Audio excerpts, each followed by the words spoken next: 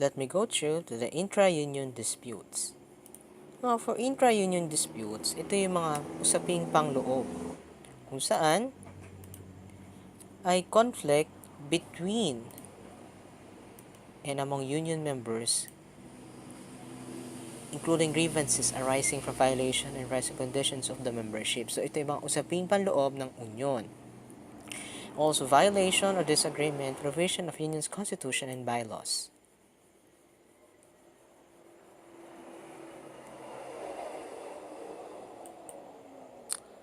Arising from chartering or affiliation of union. So, the complaint must contain the following information.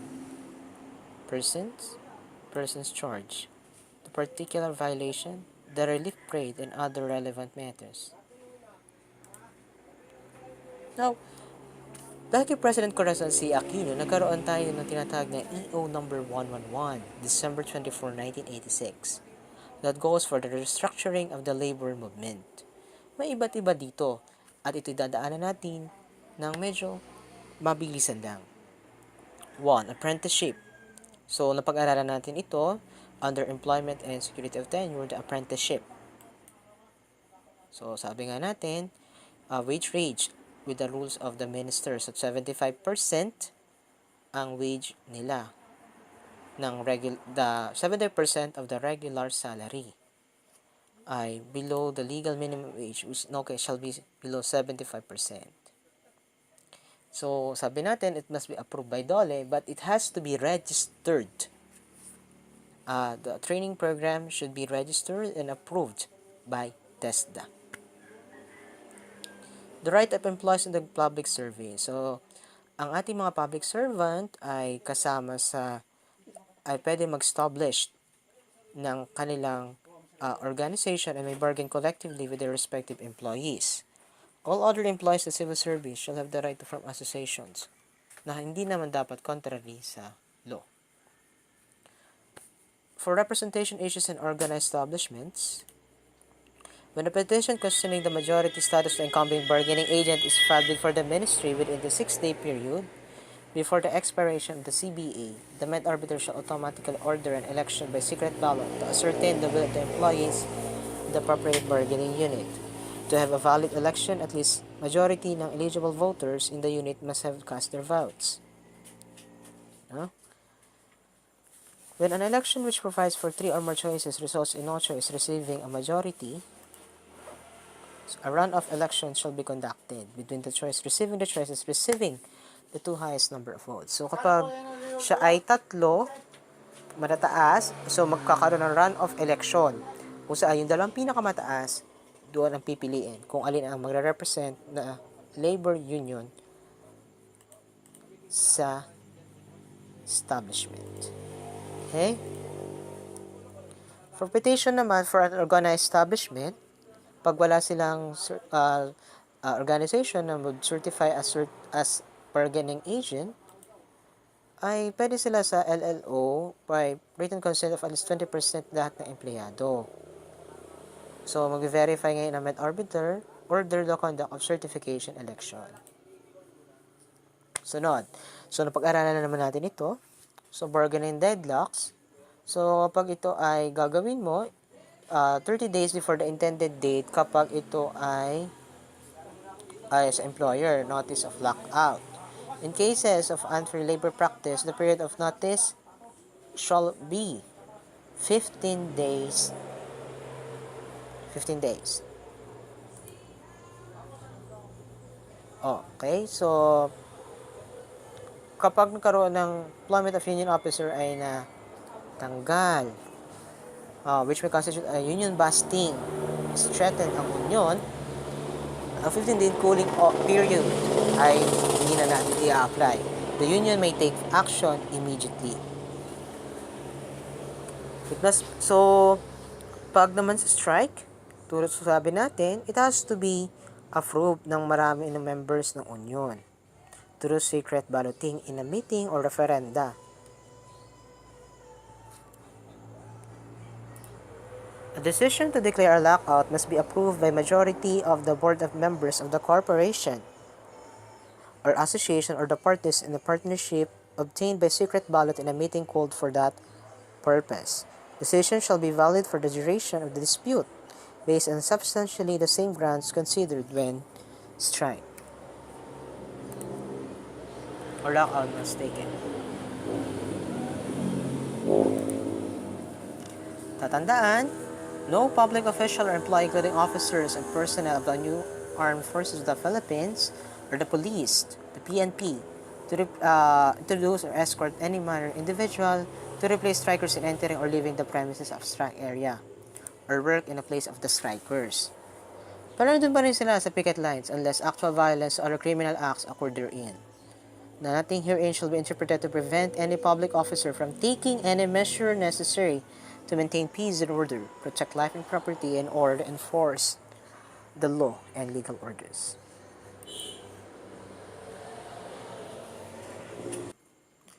We now proceed with voluntary arbitration. It refers to the mode of settling labor management disputes by which a party select a competent, trained and impartial person who shall decide on matters of the case, final, executory, and binding. So, ang voluntary arbitrator natin, or arbitration, ay as a labor management dispute na kung saan ito ay hindi ini-interfere ng government. So, it is a third-party agent. So, tatandaan nyo to. Activate photographic memory.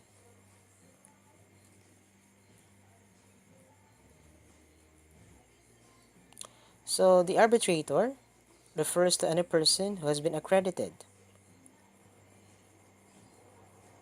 by the NCB or the National Conciliation and Mediation Board as the voluntary arbitrator, one chosen by the parties with or without the assistance of the board. The WCA refuses to submit CBA kasi arbitration. So, sabi ko nga kanina, ang voluntary arbitrator ay hindi parte ng gobyerno. Sino ba sila?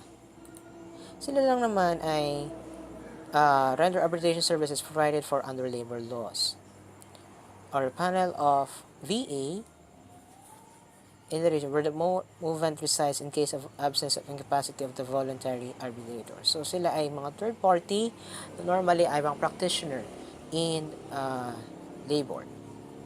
At ito ay mas ma-emphasize pa natin sa susunod na chapter.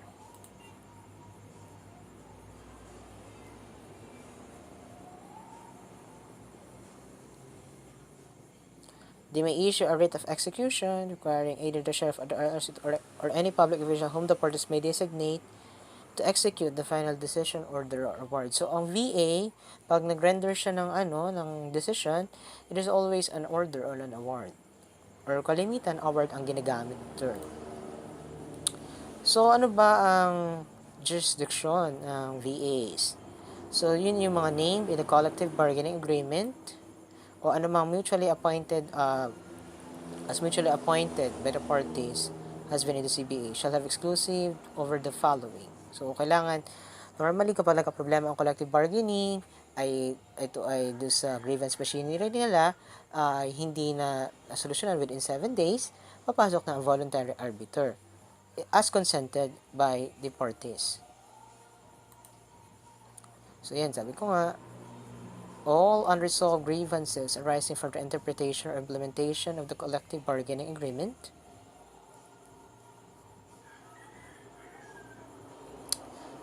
now, it's important to note na ang mga VAs, pag napigbigay na decision, is appealable only through the civil action. Saan yun? So, pupunta tayo sa Court of Appeals, review certiorari, at ganun din kapag hindi pa rin ikaw masiyahan, it could be elevated to Supreme Court. Ayan. Now, class, do you have any questions in mind?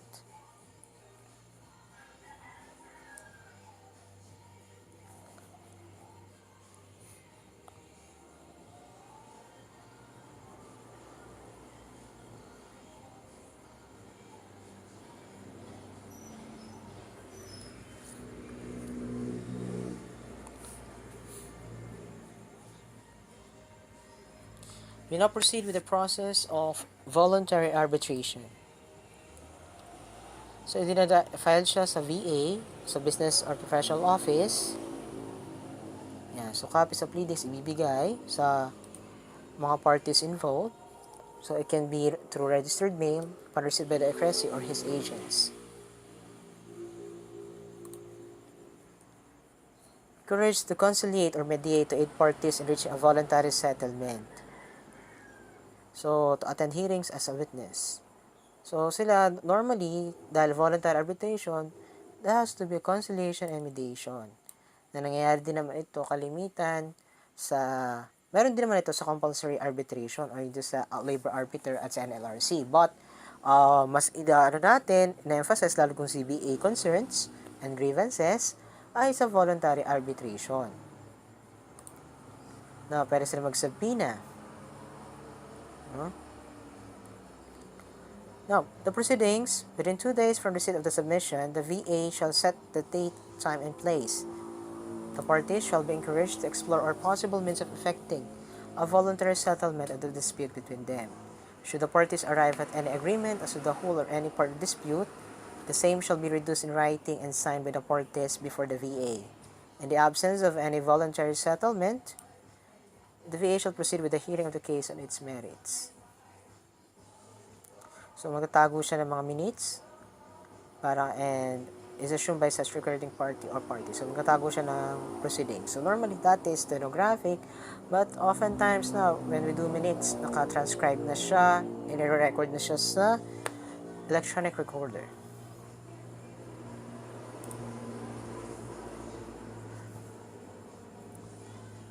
Now, the arbitrator must be knowledgeable of the matter. So, if it's necessary to clarify, simplify issue, reformulation of the same. So, kailangan malinaw ang issue, kung ano ba yung problema ng partido, yung hinihingi. So, kailangan dito pa rin due process, naririnig ang bawat parte. The proper decorum is observed. So, sabi natin, lahat ng magiging proceedings nito ay dapat confidential unless hingin ng partido na binibib na niya ang right for confidentiality. But normally, for voluntary arbitrations, hindi man siya basta masa-search kung saan man sa internet. Only that, ang makikita mo lang for NCNB kung ano yung mga voluntary arbitration na na-conduct or sino yung mga involved, but not the proceedings itself. Hindi siya na-disclose. Now, do you have any questions?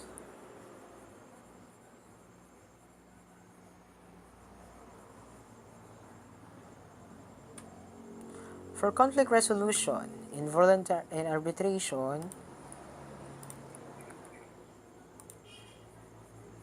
ito yung mga sumusunod. So, hindi naman ito lahat kailangan nating ma-memorize, but let us familiarize with them. First, there has to be opening statement of parties.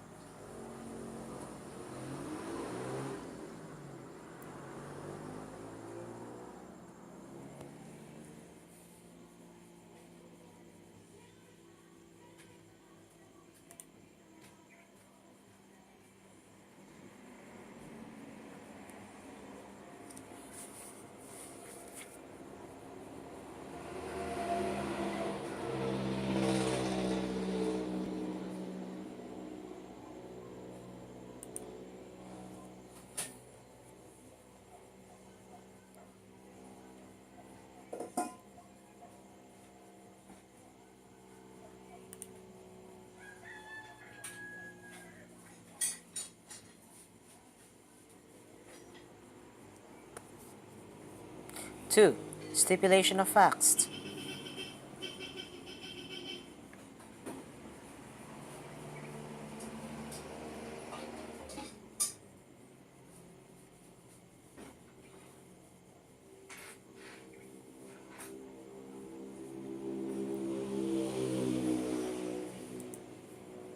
Third, presentation of evidence, documentary oral by parties.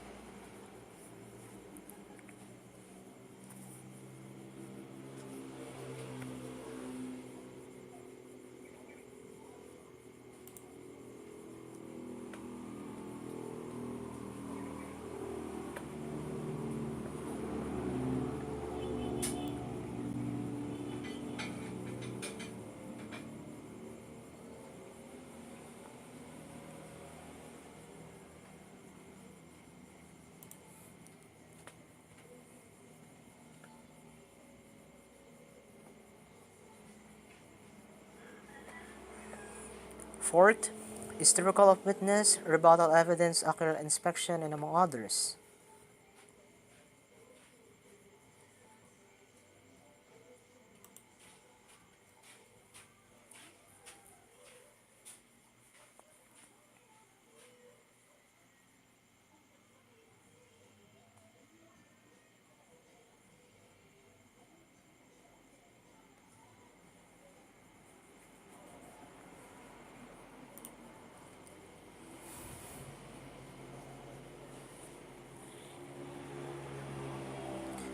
Fifth one is hearing judgment in default.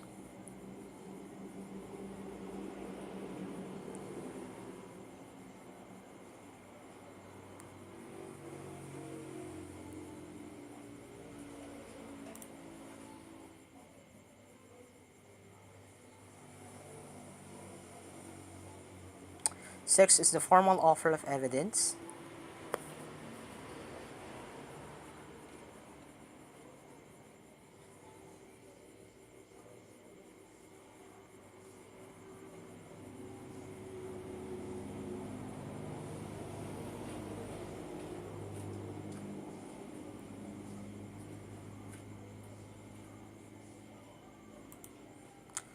Seventh is the closing of hearing.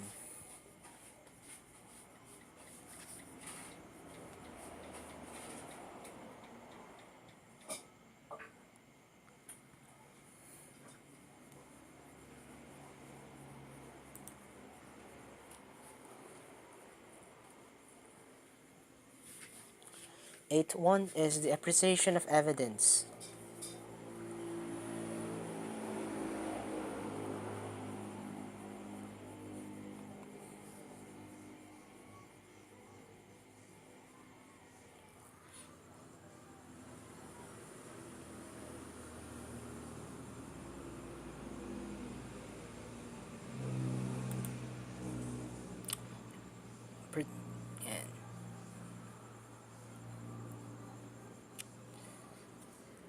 We'll now proceed with the clearance to shut down or dismiss. Now, sabi natin dati, the Article 284, the authorized cause, may implement labor-saving devices, redundancy, retrenchment, to prevent losses or cessation of the business. However, there has to be 4 elements to be proven. Okay? First one, losses expected should be substantial. Kailangan, syempre nakikita through financial statement, substantially affected ang company. So, dapat eminent, and such eminence can be perceived objectively and in good faith by the employer. So, dapat good faith. It must be reasonably and necessary and likely to effectively prevent the expected losses. Because, pwede naman kasi na siya have taken, like, retrenchment of first losses, such as cutting mo ng other costs before the manpower, like, babawas mo na ng halimbawa paggamit ng kuryente or ng aircon before resolving to labor cost reduction. Must be proven with sufficient convincing evidence. It bears emphasis that serious business losses should be proven. Of course, sabi ko nga kanina, by financial statements na audited ng isang external auditor. Kapag hindi na-prove yun, retrenchment will be declared illegal and of no effect. Now, if the retrenchment employee signs quit claims, they may be declared invalid. So, kapag may mga quit claims, invalid yun kapag nasabi ang retrenchment ay illegal. Even his acceptance of the retrenchment pay does not amount to estopel, which does not bar him from contesting separation. So, pag kay kumuha nun, halimbawa, pero declared as ang retrenchment ay not valid, ay hindi pa rin ito na-waive yung right mo na magsampa ng kaso. Ano naman yun? Kung halimbawa man legal ang retrenchment, ano yung mga fair and reasonable criteria na to be dismissed on account of retrenchment such as less preferred status? So, yung una, referred status. So, mga temporary muna yung matatanggal. Ikalawa, efficiency rating and seniority ang last. So, because the last in, first out. So, huling pumasok, unang lalabas. LIFO.